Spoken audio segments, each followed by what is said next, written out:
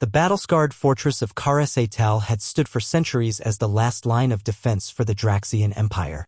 Its walls of obsidian alloy had repelled pirates, warlords, and rebellions. But today its greatest fear huddled within, not the human soldiers now occupying its halls, but the creature they had brought with them. General Korvac, his crimson scales dulled with age, glared at the battered remnants of his once proud officers. Their black armor was smeared with soot and plasma burns, their tusked jaws clenched with shame.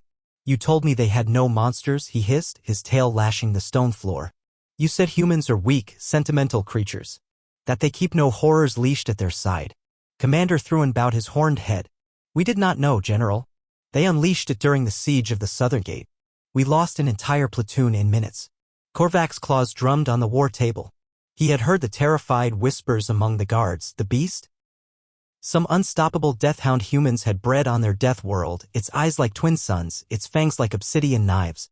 Through the fortress walls, the muffled hum of Terran dropships echoed. The humans were coming. And they were bringing the beast. On the other side of the main hall, Captain Sarah Nguyen of the Terran Expeditionary Marines trudged forward, helmet clipped to her belt. Her armor was scratched, smeared with dried alien ichor, but her eyes were bright. Beside her trotted the so-called beast, a fluffy, golden-furred puppy barely 6 months old, tail wagging like a metronome gone haywire. His tongue lolled out happily as he sniffed the scorched stones and drooled on her boots. "All right, Atlas," Sarah said, scratching behind his floppy ears, "time to be very scary for the big scary lizards, okay?" Atlas barked, an excited yip that echoed down the hallway. Corporal Jensen, limping from a burn on his leg, chuckled. "Ma'am, you really think they're buying this?" Sarah grinned. "Did you see their faces when they heard him bark over the comms? They think he's some bioengineered terror beast. Let's give them a show." Inside the fortress's great hall, Korvac drew himself up to his full, towering height as the Terran squad approached. His eyes narrowed at the sight of the wagging puppy. He snorted. "You mock us. This fluff creature is your beast." Sarah raised an eyebrow. "This is the beast. He's very protective." Atlas, oblivious to the tension, ambled up to Korvac, sniffed at the general's armored boot, then sneezed adorably. The room fell silent. A single drip of water echoed in the distant chamber. Commander Thruin hissed in disbelief. "You humans are mad. You expect us to believe this thing slaughtered my entire platoon."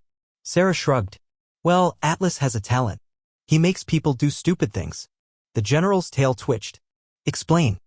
She tilted her head, pretending to think. "See, when Atlas showed up at the gate, your warriors panicked. They fired grenades at him, missed every shot. You know how humans are. We love our animals. So, when they tried to hurt him..." She let the implication hang in the air. Around her, the Terran Marines shifted, their coil guns humming softly. The Draxian officers exchanged glances, cold realization dawning. "You," Korvac's voice dropped to a growl. "You brought a puppy into a battlefield?" Sarah's grin was pure Deathworlder. "Well, he needed a walk." Atlas sat down at Korvac's feet, tail thumping, then gave a big, toothy puppy yawn. To the Draxians, it looked like a threat display. One of the younger guards took a nervous step back, nearly tripping over his plasma pike. "Let me be clear, General," Sarah said, her voice sharp as a monofilament blade. "You can surrender now. Hand over your weapons, your intel, your warlords, and the beast stays calm. Or you can test how protective we get if someone tries to harm him again." Korvac's claws scraped sparks from the stone. He looked down at the fuzzy ball of golden fur, then up at the Terran soldiers. Each human's eyes told the same story. They'd torched this fortress to the ground before they'd let anyone lay a claw on that puppy. In that moment, Korvac understood the true horror. Humans didn't need monsters. They were the monsters. The puppy was just the spark that lit the fire. He let out a rattling breath.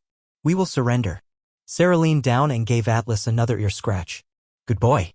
Who's a good little war beast?" Atlas barked happily, the sound echoing like thunder in the once mighty fortress. Somewhere, in the darkness beyond the walls, the galaxy shivered, not because of the beast, but because of the humans who loved him.